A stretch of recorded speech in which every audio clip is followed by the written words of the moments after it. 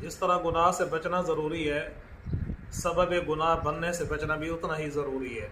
ज़ाती गुनाह जब इंसान करता है, तौबा करता है तो साफ़ हो जाता है। किसी गुनाह का सबब बन के इंसान जब दुनिया से जाता है तो अमाल नामा मरने के बाद इसका बंद होगा ज़ाती, लेकिन जो लोग गुनाह करेंगे उस गुनाह का वबाल इस इंसान के ऊपर पीछे भी आता रहेगा। इसलिए आप सल्लल्लाहु अलैहि वसल्लम ने हज़रत आदम अलैहिस्सलाम के बेटे काबिल के बारे में फरमाया, जिसने सबसे पहला कत्ल किया था ज़मीन के ऊपर, कि क़यामत तक जितने कत्ल होते रहेंगे, कातिल को भी उस कत्ल का गुनाह मिलेगा और काबिल के खाते में भी उस कत्ल का उतना ही गुनाह जाएगा।